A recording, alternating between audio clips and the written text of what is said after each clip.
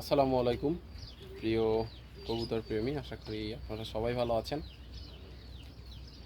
আজ আমি আপনাদেরকে একটা কবুতর দেখাবো, আমার খুবই পছন্দের একটা কবুতর, একটা পছন্দের ব্রিডার কবুতর। এটা চোখটা দেখেন, সাদা চোখ, একেবারে ফ্রেশ হোয়াইট আইস।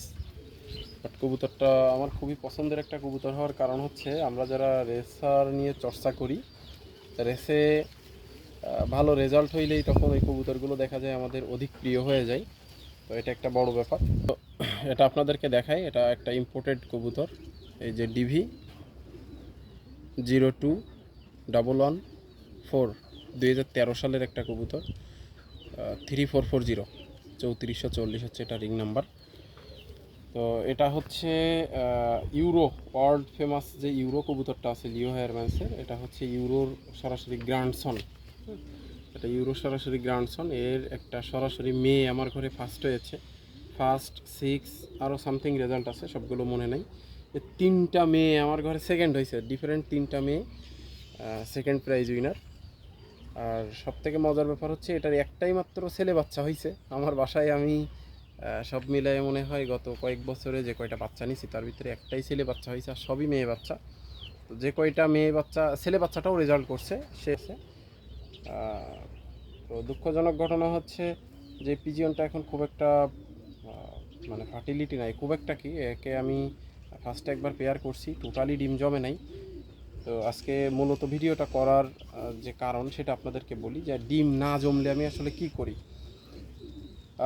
এটা আমার সাথে যারা সুপরিচিত আছেন দীর্ঘদিন যাবৎ, আপনারা জানেন যে আরও আমি অনেকেই এই ধরনের পরামর্শগুলো দিয়ে আসছে। ডিম না জমলে আসলে কি করে, আমরা অনেকে আছি ইসেল খাওয়াই। হ্যাঁ, ইসেল যে ক্যাপসুলগুলো পাওয়া যায়, মানুষের কড লিভার আছে, অনেকে অনেক কিছু খাওয়াই। বাট আমি মনে করি যে ন্যাচারালি হেলদি রেখে পেয়ারিং করে যে বাচ্চাটা পাওয়া যায়, এই ঔষধপাতি খাওয়া এগুলো হয় না।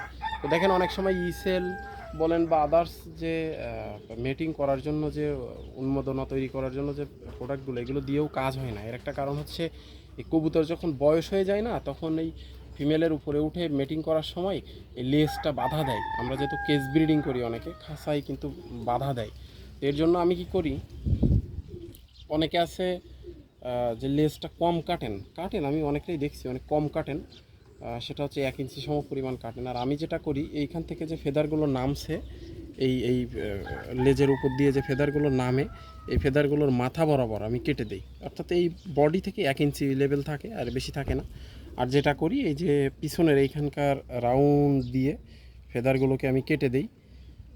হ্যাঁ, একদম ক্লিয়ার করে দিই, পারলে এর থেকে আরও ক্লিয়ার করে দিই, একেবারে চামড়া বের করে দিই, এরকম করা থাকে। তো যেহেতু এই কবুতরটা খুবই অ্যাক্টিভ আছে, এর থেকে আর দরকার হবে না আশা করি। তো আমি এভাবে কেটে দেই। আর ফিমেল পিজিয়নটা যেটা করবেন, ফিমেল কবুতর মাদি কবুতরের এই লেজটা কাটা লাগে না, যেহেতু মাদি কবুতর মেটিং করে না, মাদি কবুতর জাস্ট বসে থাকে, ওর লেজটা কাটা লাগবে না। বাট যদি মেল কবুতর আনফার্টিল হয়ে যায়, সেই ক্ষেত্রে এই মাদি কবুতরের ওই পিছনের অংশটা ভালোভাবে পরিষ্কার করে দেবেন। এর এখানে যে দুইটা একটা ফেদার আছে, মাদির জন্য ওই ফেদারটাও না থাকে, এটা খেয়াল রেখে আপনারা হচ্ছে ক্লিয়ার করে দিবেন, দিয়ে কবুতরটা পেয়ারিং করে দিবেন। তবে চেষ্টা করবেন এই কবুতর যেন এরকম হেলদি থাকে। এটা যেহেতু বয়স্ক কবুতর, এর থেকে হেলদি করা আর পসিবল না।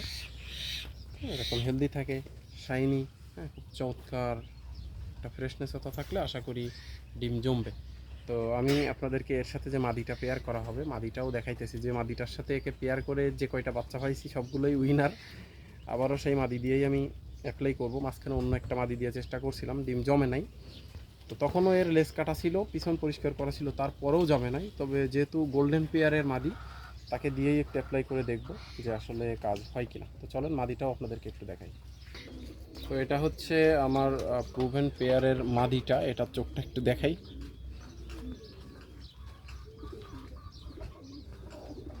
এটাও খুবই পছন্দের একটা কবুতর। এটা হচ্ছে আমাদের বাংলাদেশের অনেকগুলো প্রুভেন লাইনের থেকে আসা। প্রথমত শ্রদ্ধেয় খায়রুল ইসলাম ভাইয়ের 215 জাতটা আছে এর ভিতরে, জেনারেশনটা আছে এর ভিতরে।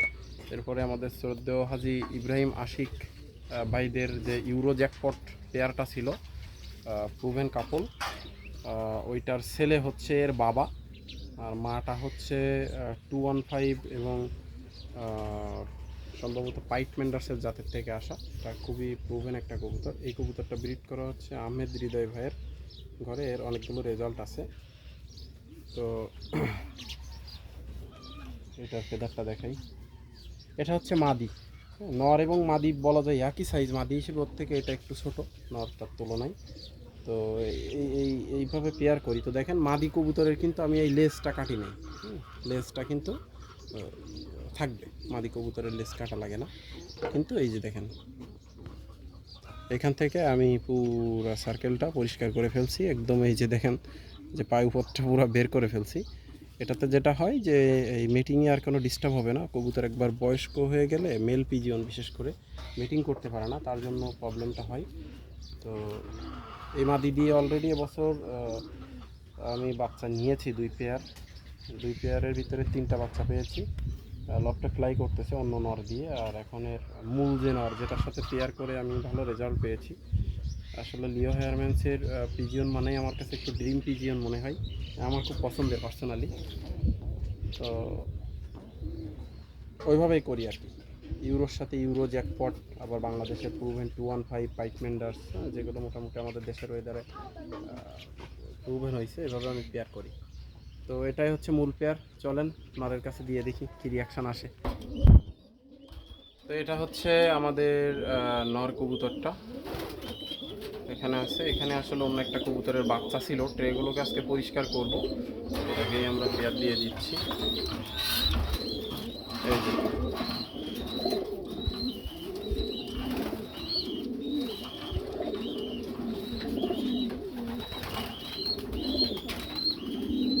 আসলে বোঝা বড় মুশকিল যে কে নর আর কে মাদি। সেও নরের মতোই ডাকতেছে। মজার ব্যাপার হচ্ছে কবুতর দুইটাকে পেয়ার করার জন্য এক জায়গাতে দিলে কোনো প্রকার ঝগড়াঝাটি এই জাতীয় কিছু হয় না, খুব দ্রুত পেয়ার হয়ে যায়। এদের দুইজনের ভিতরে একটা সখ্যতা আছে। দেখেন মাদি উল্টা নরেরে পিটাই।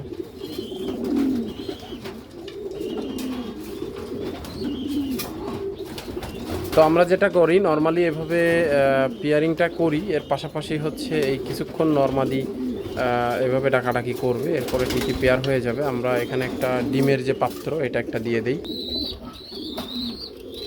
এই যে এই ডিমের পাত্র দিলে যেটা হয় যে পেয়ারিংয়ে আরও দ্রুত মানে অ্যাক্টিভ হয়ে যায়। নর কবুতর যখন খাঁচায় থাকে ওই সময় ডিমের পাত্রটা দিয়ে রাখলে ভালো হয়, অর্থাৎ নর কবুতর ডিমের পাত্রটার সাথে অ্যাডজাস্ট হয়ে থাকে।